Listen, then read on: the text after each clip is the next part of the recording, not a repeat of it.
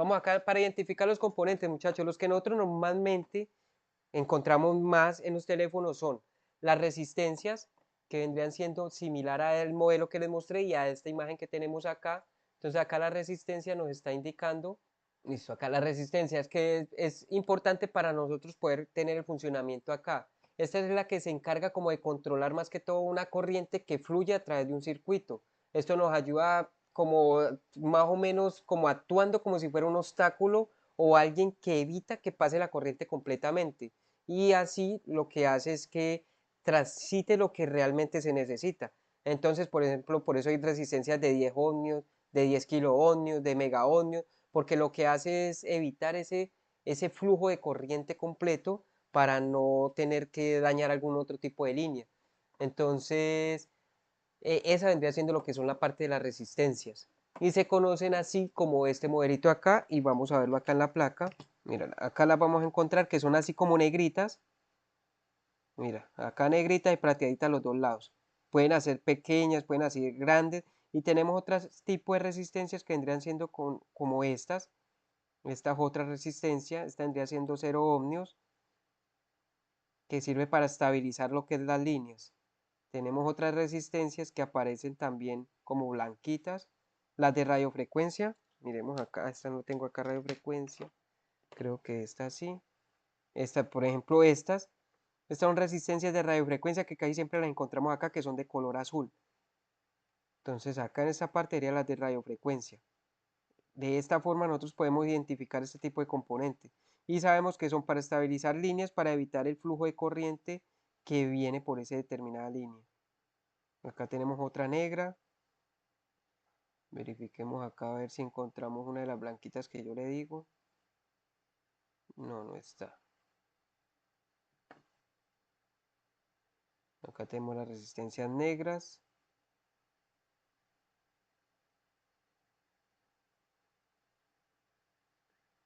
Listo. De esa forma nosotros podemos identificar lo que son este tipo de resistencia acá en la placa.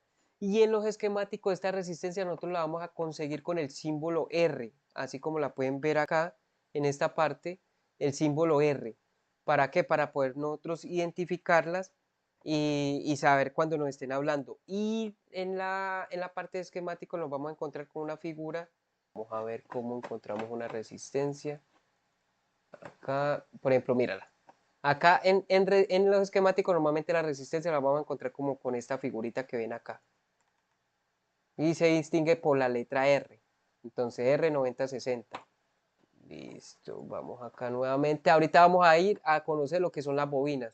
Estas bobinas se utiliza más que todo para también filtrar y almacenar lo que es como un campo energético en las aplicaciones para convertir como la energía, como reconvertir como la energía. Se utiliza mucho para, por ejemplo, los bugs que necesitan mucho flujo de corriente. Acá tenemos, teóricamente nos dice que consiste en un alambre enrollado como en forma de espiral. Su capacidad de inductancia depende del número de vueltas, la geometría del núcleo y la permeabilidad del material de núcleo. Teóricamente nos está indicando que eso es lo que vendría siendo una bobina. Normalmente yo conozco las bobinas así como las vemos acá. Y viene, como dice ahí, un alambre enrollado. Acá esto, internamente ya vienen como un alambrecito acá enrollado, en el cual lo que hace es que comunica de este sector de acá a este sector de acá B. Entonces acá podemos medir una escala en escala de continuidad. Acá vamos a tocar, ponemos el multímetro en escala acá de continuidad. Y para medio diagnosticar, ¿por qué digo medio diagnosticar? Porque el hecho de que tenga continuidad no quiere decir que esté funcionando bien. Pero una de las formas que normalmente uno verifica es esto, que una bobina tenga de lado a lado continuidad. Si esta bobina no me pita acá de lado a lado continuidad, quiere decir que está abierta. El alambrecito enrollado es el que alguna fisura tiene y está generando eso. Entonces, esta bobina se puede dañar cuando se raja. Entonces, ¿por qué? Porque se queda desprendida acá. Por ejemplo, hay personas que hay veces, muchachos, ustedes para cuando vayan a hacer revaling, que tienen que verificar bien los circuitos, a dónde va a ser reval o a dar calor o a cambiar algún integrado. ¿Por qué? Porque si dan mucho calor, hay bobinas que se van a desprender, por ejemplo tenemos estas así, pero hay unas que son como encapsuladas, miremos a ver si acá tengo alguna de esas. No, en los iPhone más que todo se ve esa que tienen resina. Cuando tienen resina, esas se despegan un poquito y no alcanzan a notarse por la resina. ¿Y qué pasa? Que va a perder la continuidad de lado a lado. Entonces, cuando no tiene continuidad de lado a lado, no nos va a funcionar esta bobina. Y ahí ya se tiene que, la medida de ella es por henrios, pero estos para hacer henrios tiene que tomar, ya es como un aparato que se encarga de medir ese tipo de inductancia. Normalmente yo mido siempre es en escala de continuidad que me toque de lado a lado y ya un diagnóstico más avanzado uno usa el osciloscopio para tomar una medición ya mucho más profunda, pero casi siempre es así y medir los voltajes. Entonces tú mides los voltajes, si es acá tiene un voltaje, pero acá tiene uno menor, quiere decir que esta bobina está generando fuga. Entonces sí o sí tiene que de lado a lado tiene que tener el mismo voltaje. De esa forma ya conocemos acá lo que es la bobina. Vamos a analizar la parte, los capacitores. Los capacitores como unas placas conductoras que son separadas por, teóricamente nos dice, consiste en dos placas conductoras separadas por un dieléctrico. Su capacidad de almacenar carga depende del área de las placas, la distancia entre ellas y la constante dieléctrica del material entre placas. Teóricamente nos está indicando esto, pero ¿qué quiere decir eso? Acá uno si se pone a leer eso dice que es que depende de la distancia. No, a mí no me parece la distancia en el sentido, ¿por qué? Porque, por ejemplo, este capacitor de acá tiene la misma distancia acá si uno no comprende muy bien la electrónica. Pero acá lo que nos está indicando es la medida, la medida que nos está dando en faradios. Entonces van a haber unos capacitores que tienen nanofaradios, otros que tienen microfaradios y otros que van a ser faradios. Y esa va a ser el campo de almacenamiento que va a tener. Entonces, si una línea viene para alimentarme este circuito, entra este capacitor, él no va a seguir. ¿Por qué? Porque estas son dos placas separadas. Este capacitor lo que va a hacer es que me va a entrar acá un determinado voltaje, no va a seguir porque acá va a ir tierra, sino que sigue para esta línea, acá lo almacena, lo llena y después vuelve, lo saca y lo manda hacia el otro componente. Eso es lo que hace un capacitor, almacenar el voltaje para después sacarlo mucho más limpio. Entonces de eso se encarga. Pero ¿qué pasa cuando, por ejemplo, un capacitor está en corto? Es porque esta plaquita de acá lateral y esta de acá internamente se han unido. Al unirse internamente lo que hace es que ya el voltaje que viene por acá llega aquí y al llegar acá ya no almacena acá y sale, sino que almacena y se va a tierra. Y ahí es donde drena toda la corriente y cuando está en corto es porque están unidas completamente y se va todo a tierra. Ah, pero cuando hay fugas, ¿por qué? Porque llega el voltaje acá, almacena, no están unidas completamente, pero tiene una fuga y comienza a drenar goteritas de voltaje. Goterita, entonces ya acá, si viene 4 voltios, acá ya no pasa los mismos 4 voltios, sino que va a pasar 3.9 y después pasa acá 3.8, 3.7 y al tener esa fuga de voltaje, ese drenaje es lo que nos va a generar una fuga y por ese motivo es que el teléfono se va a recalentar o hay fugas que nos van a evitar hasta encender el teléfono. Eso es lo que, el funcionamiento que hace un capacitor. Vamos ahorita acá. Tenemos capacitor. Acá en la placa en las placas de los teléfonos vamos a encontrar unos capacitores como conocidos como desacoplo, acoplo y de almacenamiento que fue el que acabé de explicar. El de desacoplo viene como filtrando los ruidos y estabiliza lo que es el voltaje de alimentación en los circuitos integrados. Pero el de acoplo es el que permite pasar señales de audio o de radiofrecuencia entre etapas del circuito mientras bloquea corriente continua. Entonces esos vendrían siendo los que vienen siendo conocidos como los que son en serie. O sea, no es que pase de aquí a acá, sino que llega acá en este nodo, se comunica con una línea, acá en el microscopio, se comunica acá en este nodo con una línea y acá en este nodo se comunica con otra línea. Entonces esos vendrían siendo los de acoplo. En el diodo nos vamos a encontrar que es el componente semiconductor que permite el flujo de corriente en un solo sentido. En un sentido que vendría siendo de lado A hacia el lado B, pero del lado B hacia el lado A no va a generar ese tipo de conducción de corriente. Esto lo que va a hacer es que nos va a proteger mucho lo que son los circuitos y va a regular estos voltajes. ¿Para qué? Para poder rectificar la señal de corriente que pasa de alterna a continua. Entonces eso es lo que pasa cuando conectan un cargador, lo que es un cargador genérico. Cuando conectan el cargador genérico por la entrada de carga, Este diodo es el que se encarga de que pase, pero no se devuelva. Entonces, ¿qué pasa cuando está malo? Ese diodo se protege y al protegerse se daña. Y es por eso que les decía ahorita que cuando conecten el cargador y se les bloquee el detector de voltaje, verifiquen el diodo, porque el diodo es el que se quema para proteger el circuito. Porque lo que hace es que ese cargador genérico, lo que hace es que normalmente el cargador original trae un transformador que trae los 110 voltios o los 220 voltios y los transforma en 5 voltios, 9 voltios o 12 voltios, dependiendo si tiene power delivery, y ya lo manda al teléfono. Pero los cargadores genéricos son tan malos que cuando menos piensen, vienen los 5 voltios, pero mandan un voltaje de 40, 50 voltios que uno no lo ve, ni lo alcanza a medir de pronto tomando la medida del cargador, pero tiene esos picos que en esos picos es que dañan los circuitos, pueden dañar el diodo, y si uno quita el diodo y lo deja así, él va a cargar, pero después va a dañar el OVP, y después va a dañar el IFPMI, y después el PMI. Entonces, por eso es que esos componentes no se deben de quitar y dejarlos así, se deben reemplazar. Acá lo que nos dice también, actúa como un interruptor unidireccional para la corriente, fue lo que acabo de explicar. Protección en la entrada de energía, rectificación de cargadores, regulación de voltajes, eso es lo que acabo de explicar también. Marca del cátodo. La mayoría de los diodos tienen una banda en uno de sus extremos que indica el cátodo, que vendría siendo el lado negativo. Tienen que tener en cuenta que tenemos el ánodo y el cátodo. El cátodo vendría siendo la parte negativa del diodo y el ánodo vendría siendo la parte positiva. Entonces, el símbolo con el que nos representamos en los esquemas eléctricos se representa en un triángulo apuntando hacia la línea, como por ejemplo acá les muestra esta partecita acá, estos son diodos. Ya existe el diodo Zener, el diodo Schottky, el diodo rectificador, pero esos son los tipos de diodo y así es que se identifica este tipo de componente. Entonces vamos a ver acá el diodo que les mostré ahorita. ¿Dónde está la placa que tenía acá?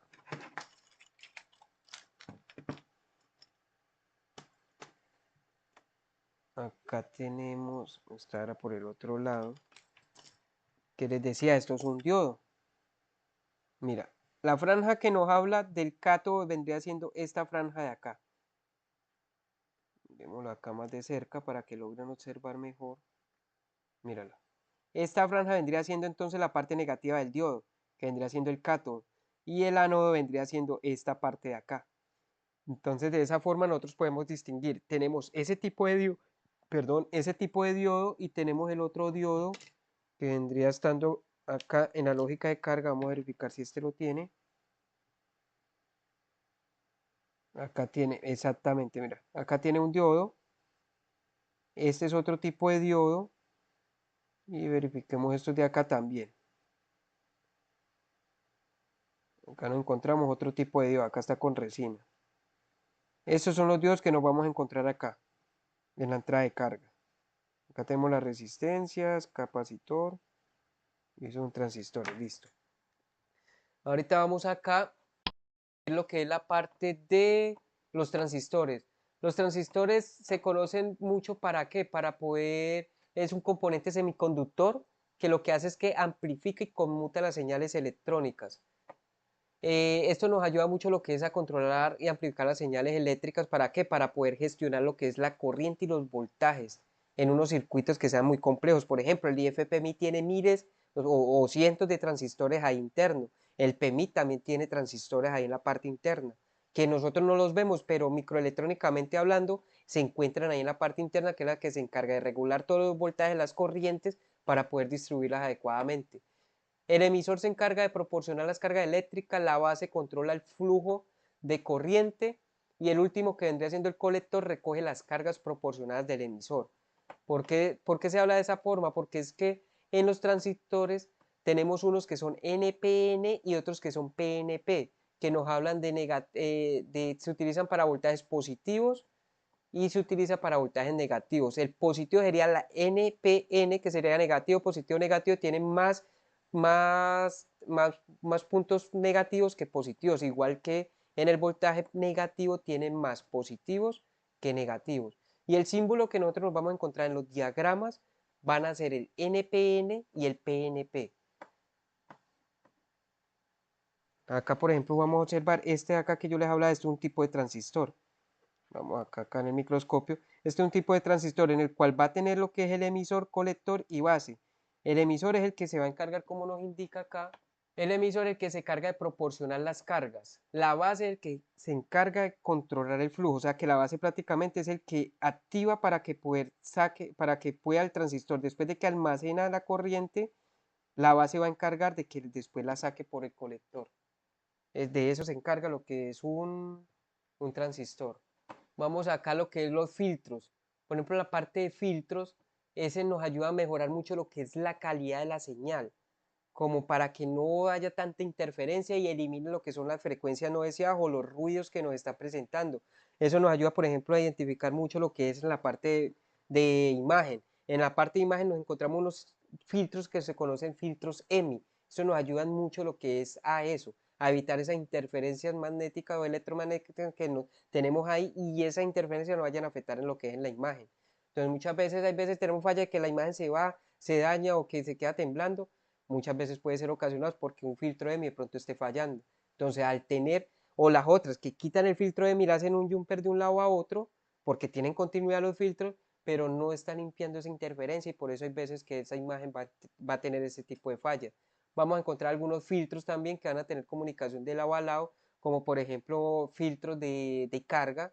Vamos a encontrar algunos que tienen de un lado a lado, pero no podemos hacer solamente un jumper porque si no, esa interferencia va a tener una afectación en los cuales van a tener unos sobrepicos de voltaje y es donde nos van a afectar al momento del funcionamiento del teléfono. Vamos acá a lo que son los LDOs.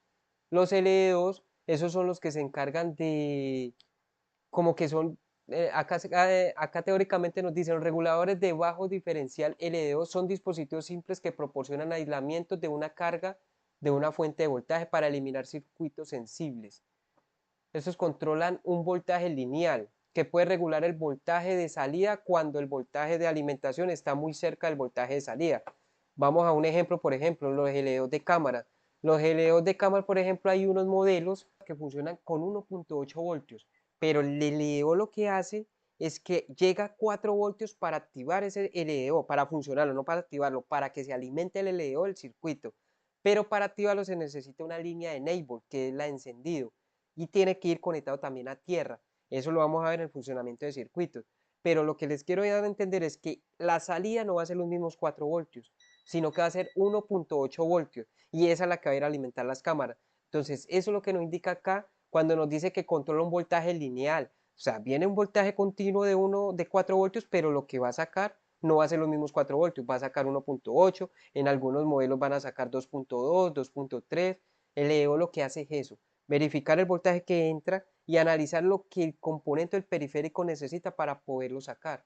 Acá en el termistor, ese es el que se encarga, muchachos, de realizar como una monitorización para regular lo que es la temperatura y el rendimiento óptimo del celular. Ese más que todo es como para medir y controlar la temperatura dentro de un dispositivo. Por eso es que muchas veces ustedes conectan un celular a cargar y aparece temperatura demasiado alta. ¿Eso es por qué? Porque el termistor tiene un coeficiente de temperatura negativo en el cual al cargar nos va a mostrar una temperatura alta. Por ejemplo, en los modelos Samsung que tienen un flexible en la parte trasera, a ver, por acá tengo un ejemplo, este de acá, muchachos. Estos flexibles muchas veces, no sé si les ha pasado, a mí me pasaba mucho, que cuando me llegaban para carga, yo llegaba, le cambiaba pin de carga, tan, le cambiaba todo tan, y yo no le conectaba esto. Yo lo probaba, lo ponía a cargar, mostraba cargando y yo listo. Cuando temperatura alta y yo, ¿qué pasó? ¿Pero por qué? No. Volvía y cambiaba pin de carga. Y volvía y cambiaba entonces la plaquita de carga y nada, temperatura. Con el tiempo me di cuenta que lo que pasa es que se manejaban termistores. Y este flexible acá, podemos observar que vendría siendo acá. Muchas veces lo confunden como si fuera una resistencia, pero vendría siendo como un estilo de resistencia térmica.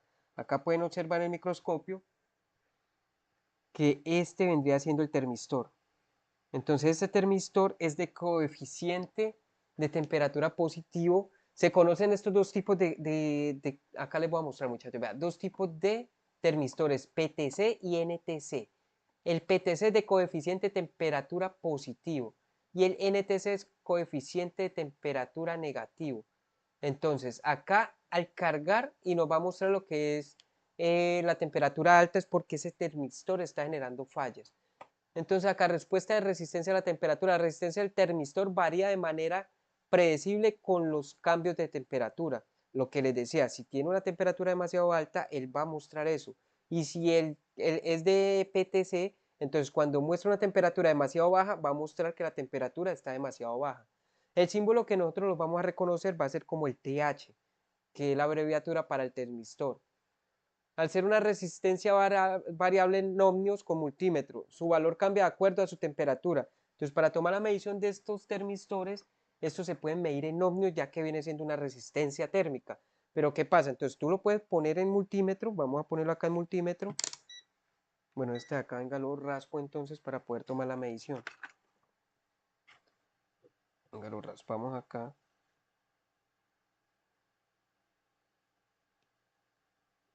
Acá de este ladito, que no lo vaya a dañar.